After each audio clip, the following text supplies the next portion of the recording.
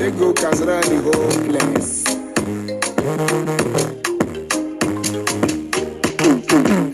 I love this woman.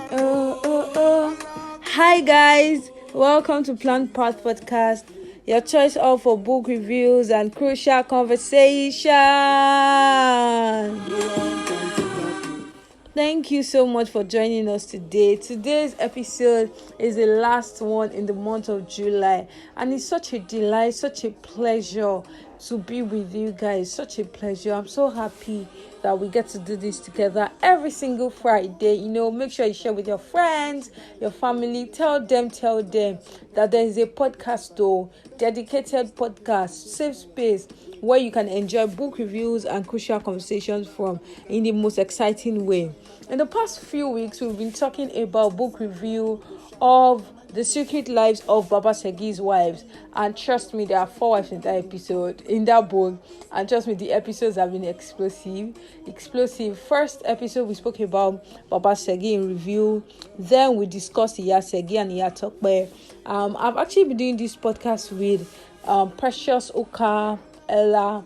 Precious is an English language graduate of Lagos State University, currently serving in Delta State, and our perspective has been mind-blowing. Shout out to Precious Oka. We love you so much. Thank you for your dedication. Thank you for being a repeat guest, for coming over and over again. We appreciate you. Okay, so today I'm going to be doing this episode all alone, and you would enjoy it, trust me. Okay, so today we are going to be talking about Iyafemi and Bolanle in review. And sometimes when you, like I would always say, when you read a book, it just shows you where you are in life, and you understand, just brings out things in perspective, put things in perspective to you. So really, right, before I continue, actually, make sure that you're sharing Plant Path Podcast with your friends and your families. Tell them that there's a podcast where you can do book reviews and crucial conversations. You have fun while listening to my sonorous voice and the voice of my guest, and then you just it's an opportunity for you to learn. You understand? Every time you come to this podcast, you always learn something. So make sure you share with your family and friends and listen to previous episodes. You understand? This is such a wonderful space that should go viral and continue to go viral and grow this platform. Okay, so the stories of we're talking about Iyafemi and Bolanle as we wrap up this series of episodes on the book review of Baba Segi, the book by Lola Shoneyin, The Secret Lives of Baba Segi's Wives. As I always say, Lola Shoneyin is Wole Soyinka's daughter-in-law, and aside from that, she's such a brilliant author, and I love to read her. It felt like Baba Segi's household was not a fictional character by the time I finished reading it. Trust me, it felt so real. That's the power of Lola Shoneyin, and by extension the Wole Soyinka family. Okay, so yes, please, let's go through this together. The stories of Iyafemi and Bolanle actually just tells us how different women navigate their lives as they respond to life. They say when life is lifing, when things are happening, these two women just show you how people can have the same problem and use different approaches. And like I would always say, don't judge people because you don't know where they are coming from. And very importantly, people just do the best they can do at the moment. You understand? Use the information they have to do the best they can do. You understand? And just try to make something meaningful out of life. So if you feel someone should have done better, maybe you tell them, pray for them. But trust me, nobody wishes to make terrible decisions with their lives.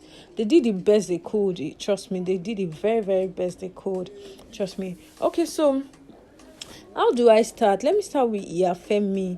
Apparently, she's the third wife. First wife being Mama Segi, second wife being Mama Tokpe. If you want to listen to their own reviews, that's the previous episode, part 2 that we did. In this part 3, Iyafemi is actually someone that when she was growing up, her life was filled with sorrow and adversity, really, because she was maltreated, ill-treated by her uncle's family while she was growing up, because her parents died, you understand.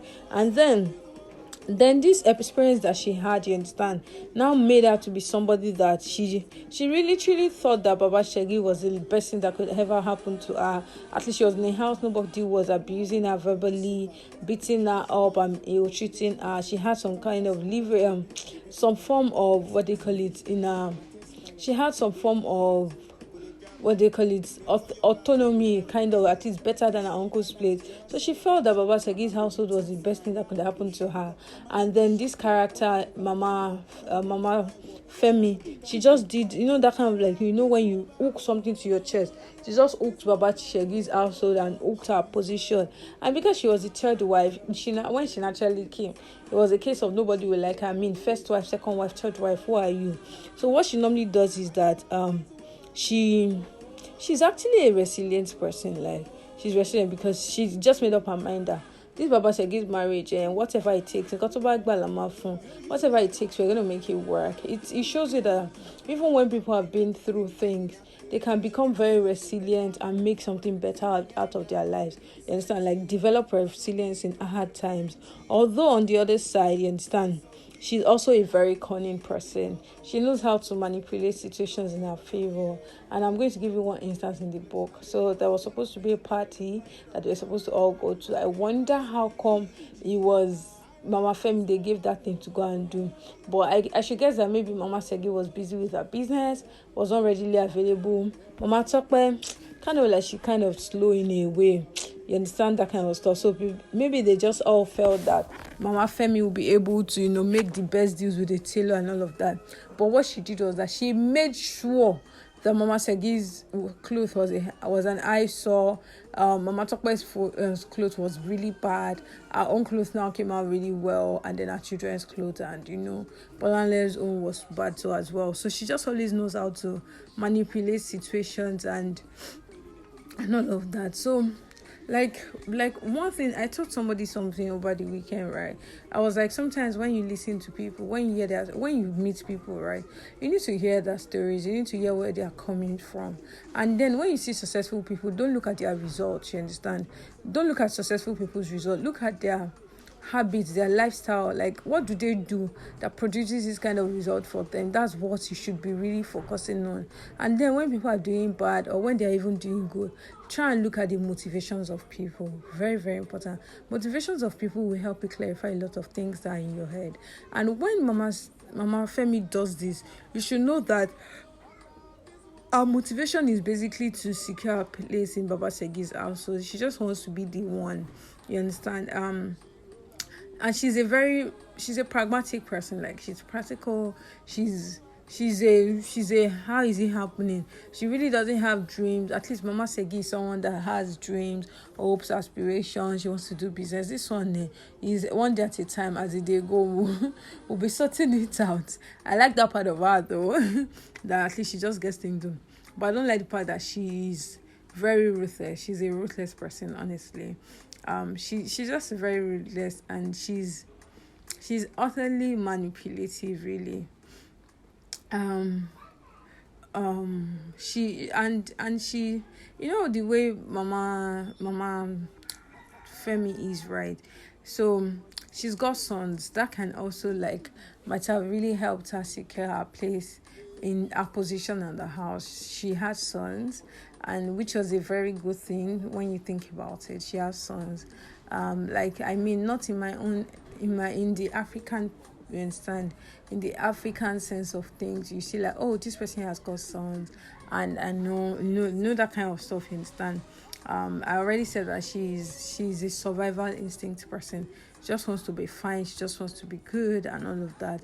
And at this point, I want you to write in the comments what you think of Mama Femi. Do you think her survival instinct is good, or is it a bad thing? Because this is someone that has never let the world let her back down on the wall, no matter what's happening to her. So what do you think about Mama Femi's survival instinct? Please let me know in the comment section. Let's know, and let's go on a quick commercial break. We'll be right back. beauty pageant. Person was sophisticated. My taste palette. Wait, first, collect jabbo. Me, I got your back. I'm a chiropractor. Picture in my eyes. I was sorry capture. I'm a baby. Welcome back. This is Plant Path Podcast, your choice for book reviews and crucial conversations. This is a book review of The Secret Lives of Baba Segi's Wives. And by the way, there are 4 wives, so it's a very gbazgbuz book. You're welcome back to this episode. This is the last episode in this 3-part series. I've been doing this series with Precious Uka. Cheers to Precious. Thank you for always coming when we call you. We deeply appreciate you. Okay, so I was talking about Mama Femi, yes, in the household of Baba Segi, her character, how she is manipulative and all of that. And at this point, I'd like to tell you to make sure that you drop a comment, you like this video, and very importantly, share with your friends. Like, you can't be listening to something this good, this awesome, and not sharing. I want to also thank everyone that, just goes through the pain of sharing our conversations, our book reviews every single time. We see you, we appreciate you, we love you.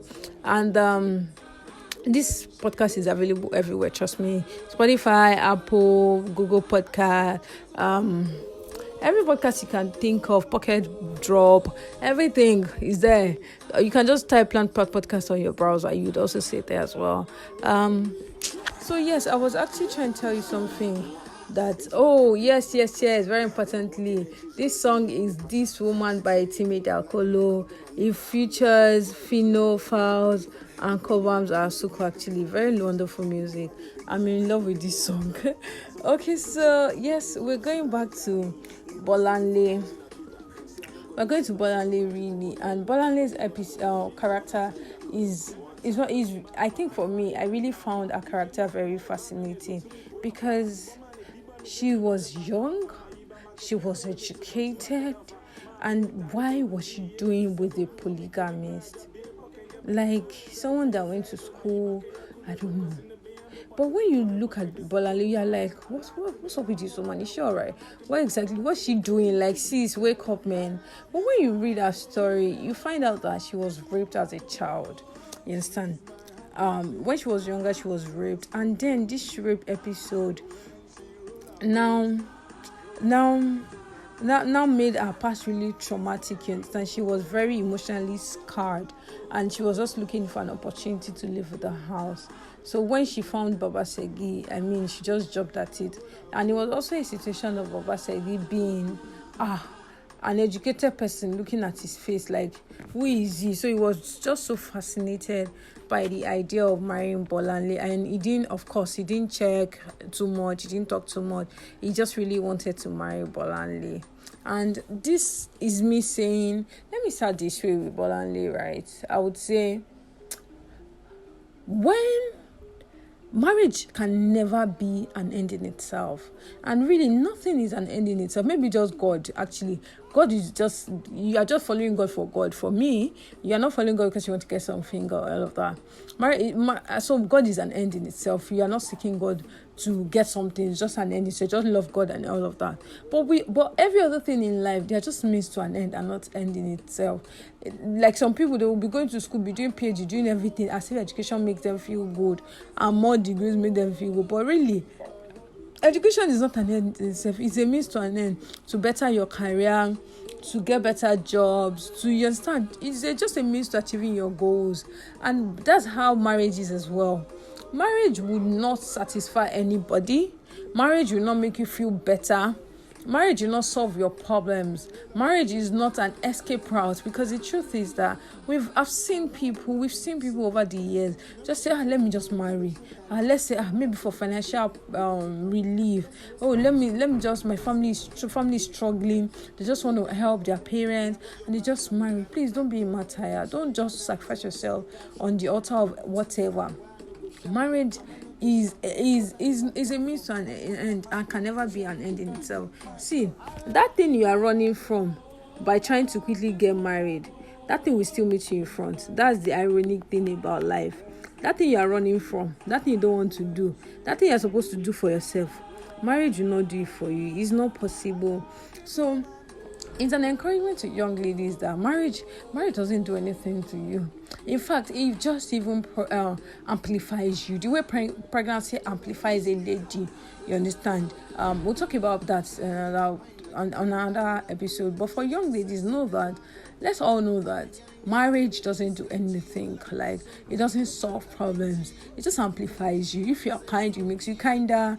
If you are terrible, it makes you more terrible. If you are good with money, good financial management, it shows on the marriage, and the effects are better, the impacts are better. If you're a bad financial manager, it just shows in the marriage. So marriage doesn't do anything. Like, it doesn't solve your personal problems that you have. So we should not resort to marriage. Marriage doesn't solve anything, as we saw with Bolanle. Marriage, in fact, she even now got herself into a situation where she now even, like, her problems were amplified in the marriage. Like, those things she was trying to run away from, like people didn't love her, like, her insecurities, her emotional trauma was now worse in marriage because there were other people in the equation to compete with, right? And I would also say something, like somebody always says, don't make a decision on marriage when you're not in a good place. In the midst of a financial problem, or you just need money, don't go and marry somebody. Try and be at your best self before you make a decision to marry somebody. Because Bolanle just said, oh, let me just marry her and go, and voila, see where she landed herself into. So that's that with marriage and all of that. I would also like to tell you also that that's why I love the work Lagos State Domestic and Sexual Violence Agency, headed by Missy Lola Shoneyin. That's why I love what that agency does, trust me, because they are providing care, support to rape victims, and also bringing rapists to book. Rape is such a terrible terrible thing. Rape is a terrible thing, really. And anybody that's been raped that in Lagos, please just refer them to Lagos DSV. If they're out of Lagos, help them get care and attention in their own state, really. Because really, what rape does? It just scars a person. It scars a person, really. A boy, a girl, even as an adult. Like, imagine someone making a move on you that you didn't call for the move. You don't know how scared you will be as an adult, not to talk of someone that was young. You understand? Rape is such a bad thing, and we should speak against rape, trust me, all the time. Rape is not something we should just act like it didn't happen. Like the way a lot of Yoruba people will say, boy, like we solve it at home. You solve nothing at home, man. Any kind of offense against a minor, you understand, is against the government, and we have to deal with it like officially. Nothing like we are going home to solve what. So Bolanle's, like, looking through the character of Bolanle in the book, right?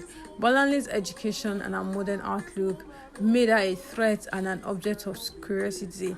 I mean, they didn't just understand Bolanle. They couldn't just explain who she was, how she used to do her things, how she was kind to the kids. They didn't understand. And for me, if you don't understand something, doesn't mean that thing is bad. You understand? You don't understand something, seek to understand.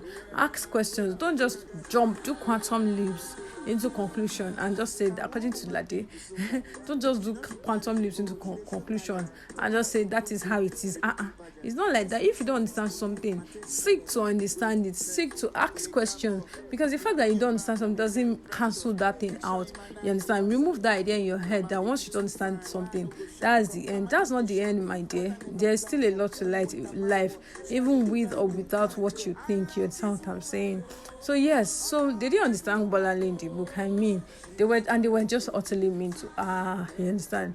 Like putting pepper, like not giving her food in bad bowl, so that kind of thing. And I liked her, so in a way she maintained her composure and things, like she would not eat in the house, and she just tried to do her life off the other wives and all of that.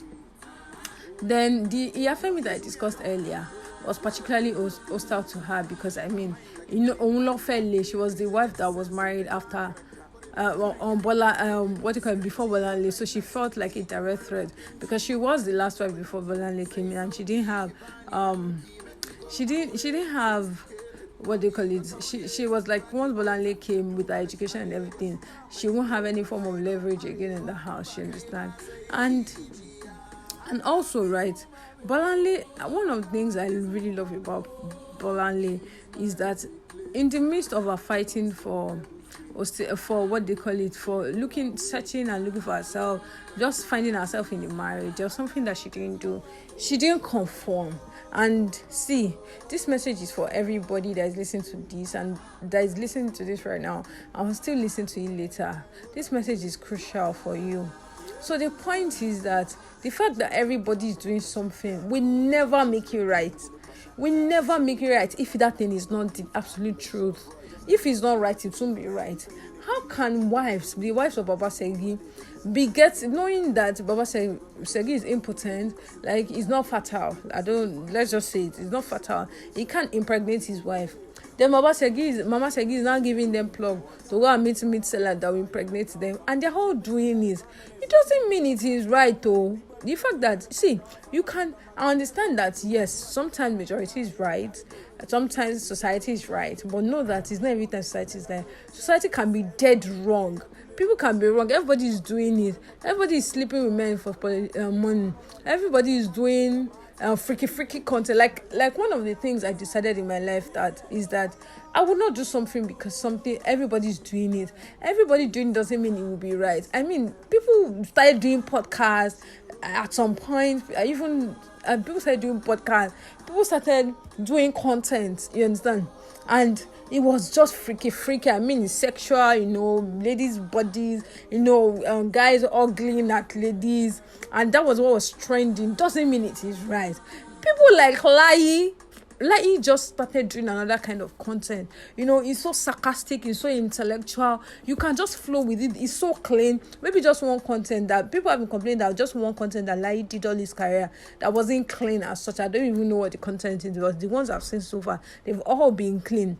And the guy is doing awesome. Someone like Awa, you understand? People have just been doing content, everything. She wrote a book, a comic book. And voila, she's doing well. She's using her brain. She's all covered up, you understand? The fact that ladies are wearing bikini, I don't know, to sell hair, doesn't mean it is right. Hawa Lawal. She's selling, she's doing a comic, everything. And she still even wears a scarf. She's properly dressed. So the fact that every other person is doing something doesn't mean it is right. I love Bolanle, the character of Bolanle in this book, because the fact that the other wives were doing that plug thing of going to meet another man to impregnate them, you understand, doesn't mean it was right. And she actually honestly didn't go with that, and thumbs up to her. And I really like what Lola Shoneyin was trying to communicate by the character of Bolanle, that you can stand up with your head high and do it very well. And that is the note I would really like to end this book review, because I'm telling you today that whatever you're doing, that it is right, it's the correct thing to do, please keep doing it. Keep doing it, keep at it. Learn, innovate while at it at the same time. But just don't leave that thing you think it is right. It is right for you. Don't leave it because other people are going the other way. Just stay on your own lane, stay in your own lane. And it is beautiful to watch the growth of people that have been consistent in their ways and they've actually not bowed to Baal. You understand? It's so beautiful to watch. So keep doing it. The fact that everybody, like I was saying something to my friends yesterday, actually, shout out to my friends, that we don't come on social media talking about our lives. Anyways, I was talking to my friends on social media. I saw on social media yesterday, we're together yesterday, and I was saying that it is so, I don't know what to say, that you see people that there are pictures of their living room, their bedroom, everywhere on the internet. So where do you have privacy in your life? I mean, you may be right for them, but for me, I don't gravitate towards it. It doesn't mean I'm better than them. It's not my preference. I don't like it at all. Get a corner in your house with white background and be doing your content. You have to show the whole world. I mean, it's like my friend says, selling snippets of your life out to people for social media validation. You don't need it, trust me. You can stand on your own, and then you understand, and be fine. And just to put your mind at rest, Bolanle actually left Baba Segi's house because she actually found herself in that situation, and then she left. And that's very exciting to know, because if you made a terrible decision before now and you know better, like I always say, you didn't know better, but now that you know better, please do better. You know that this marriage is not something I should be doing. This relationship with that toxic person is not something you should be doing. It's not really right. But you are looking at 10 years, 6 years with this person, or even 1 year, 2 years. We have done introduction, and this relationship has gone my parents. So what? I mean, your past does not matter. Your future really, really matters. The fact that you made a bad decision marrying that person or being with that person doesn't mean you should still stay with the person. Bolanle in this book left the person, and trust me, I don't know, she's the character. I'm sure she's happier for that decision. Please don't hesitate to leave that relationship, leave that rapport that doesn't make sense. That even your nervous system, your body, soul, and spirit is telling you that more rubbish and you're still with that relationship. Please leave that character. But Alane really did well for that. Really, I really, really like to see that part of her. This book, The Secret Lives of Baba Segi's or The Secret Lives of Baba Segi's Wives, is a really compelling book. It's thought-provoking. It talks about a lot of issues in our society, such as household dynamics, fertility issues, revelations and secrets, power and hierarchy, gender and society, identity and independence, cultural and societal commentary. It is really nice to see Lola Shoneyin write this kind of book. You understand? It's not only just about family, really. It's a sharp commentary on Nigerian society, and it offers a compelling look at different themes in society. And it's so beautiful to see this episode finally come to an end. This is the third. Like I said, this is the third part in the series. So make sure that you listen to other episodes, episode 1 and 2. Talking about The Secret Lives of Baba Segi's Wives by Lola Shoneyin, and I really enjoy doing this with you guys. Thank you so much, Plant Panthers. Happy end of July. See you next month with really, really lovely episode. Like, we've got a lot of nice stuff in stock for you. Like I always say, if you have a book you want us to review, send that book to plantpathc@gmail.com. planedpathc@gmail.com. Just send the book to us, and we'll really consider reviewing that book for you. And maybe you even be our guest, since it's your book that you sent to us. Yes. And this podcast is brought to you by Plant Path Consult, your choice hub for teacher trainings, mental health trainings in schools, offices, homes, communities. Your choice hub for Plant Path podcasts. Your choice hub for education conversations. Your choice hub for everything that gotta be with education. We love you so much. We love you. Thank you for always staying tuned. Share this with your friends. Take care of yourself. See you next month. Bye. Enjoy this book. This what they call it. This music. This Woman by Timi Dakolo, featuring Fowls, Fino, and Kobams Asuko. I love music too. And make sure you are reading because it's cheap fun too.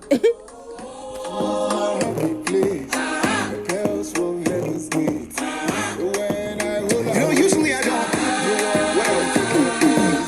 Halima pine like a queen, Amina. She get a sense and better character.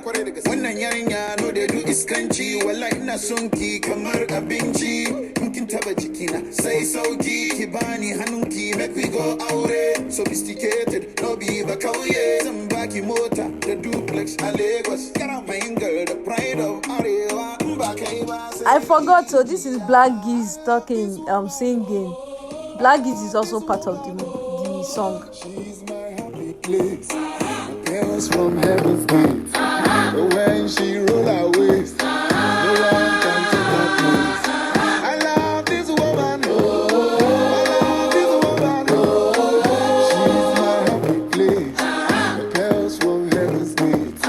When I roll her waist. Natasha. Emma walking in choose again.